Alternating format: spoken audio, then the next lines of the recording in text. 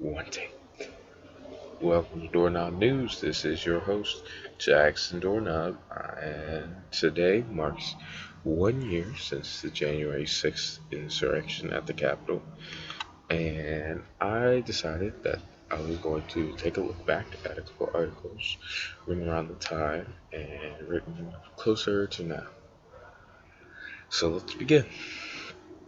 Alright, what we have here is a picture.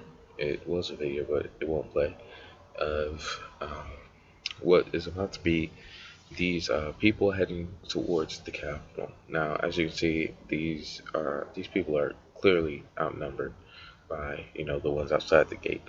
So, in my opinion, I don't know why they let them through, but I think it was possibly to make a stand right in the area below. If I can scroll down to it, I think the plan was to back up, sort of consolidate. And so, this is when, around the time they broke in, 211 to 216. Keep that time in mind. It is important for something later.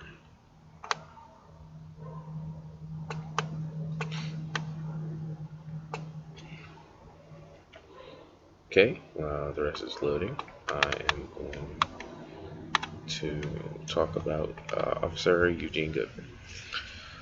He basically, to make a long story short, led a bunch of these insurrectionists that were in the Capitol away from all the VIPs inside the Capitol.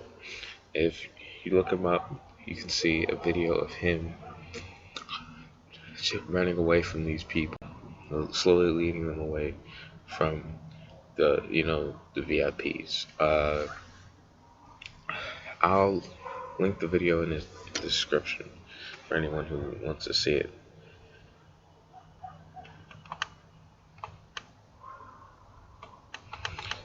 This is the stand I was talking about. This is, I guess they sort of like pulled back for that, and as you can see right here, there's Congress people ducking down under what appears to be counters, tables, chairs. So, yeah. Alright, we're going to move on. I want to read these two tweets. In an article from the Washington Post, this is another timeline similar to the one we were just on. The only difference is that it has tweets, and the New York Times, has diagrams. So let's read. Now, this is a tweet from Donald Trump about 3 hours before he got banned permanently off of Twitter. It reads, Mike Pence didn't have the courage to do what should have been done to protect our country and our Constitution, giving states a chance to certify a corrected set of facts and not the fraudulent or inaccurate ones which they were asked to previously certify. USA demands the truth. Please support our Capitol Police and law enforcement. They are truly on the side of our country. Stay peaceful. Now, if you remember, he tweeted, like we saw, he tweeted them he sent out a tweet to stay peaceful around 2:38, but these people broke in around 11 to 2:16 p.m. Now, this is the president, and you can't tell me, or maybe if I saw evidence to the contrary, but I highly doubt that he didn't know immediately, sometime within this time frame right here. So that, of course, brings the question of why he didn't send out that tweet then, but we're going to move on. So, this is a CNN article, and it talks about the deaths from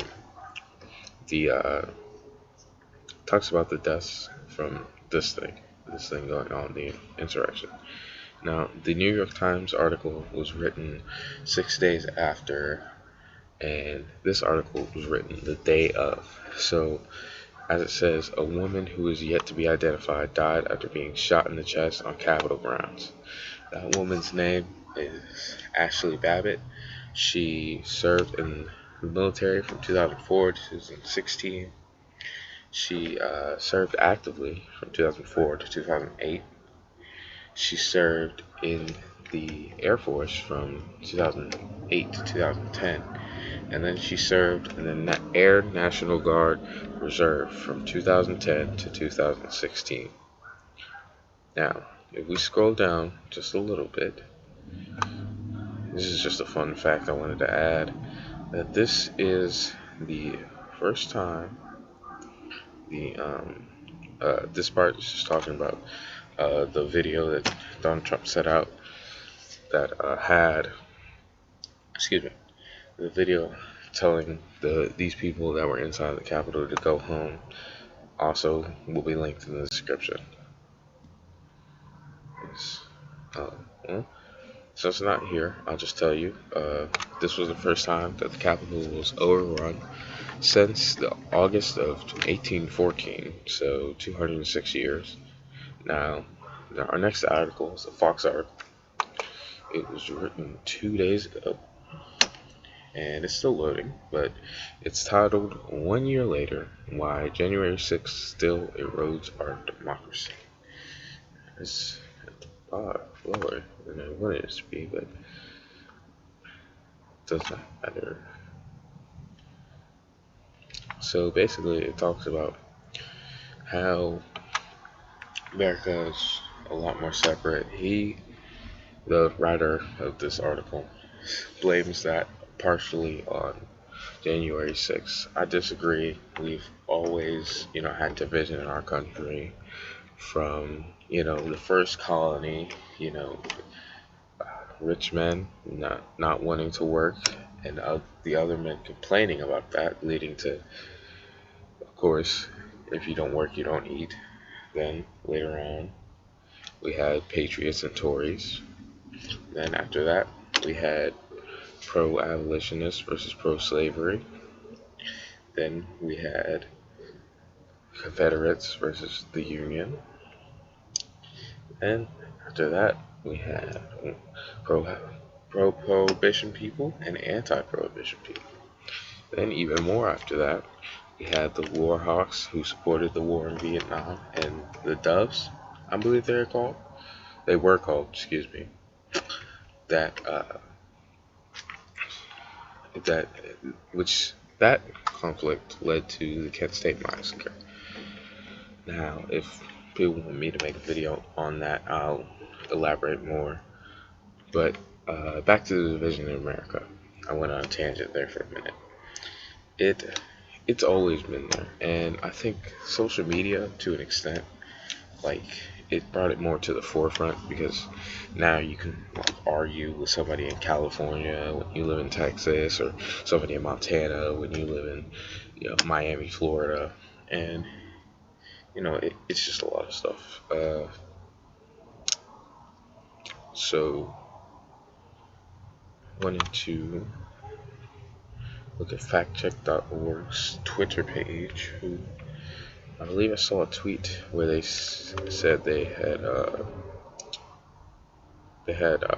addressed the allegations that government agents were working in the insurrection attempt, and it wasn't real, Trump supporters. We are going to scroll. I don't see it right now, so I'm just gonna. This is related. It says Florida Governor Ron DeSantis refers to the January 6th insurrection as a politicized Charlie Foxtrot, referring to the military slang term for a chaotic situation.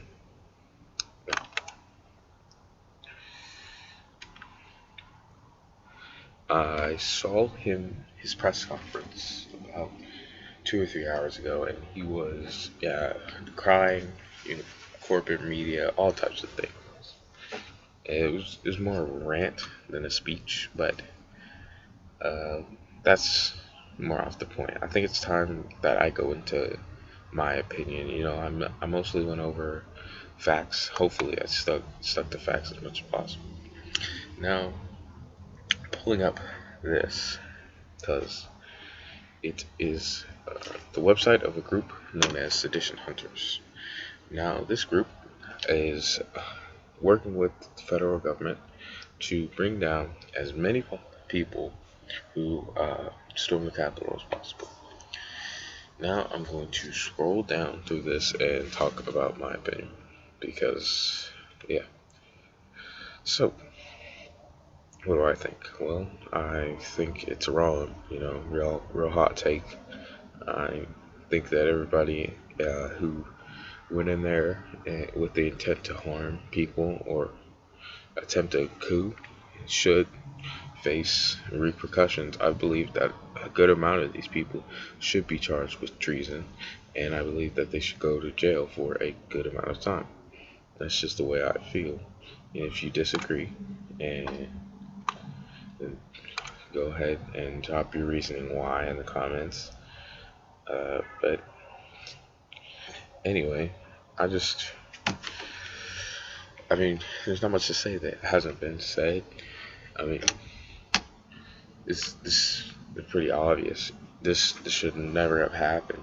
The fact that it did happen is a score. It's a scar in American history. We shouldn't have this happen. But anyway, that about wraps it up. So this is Jackson Doorknob signing off.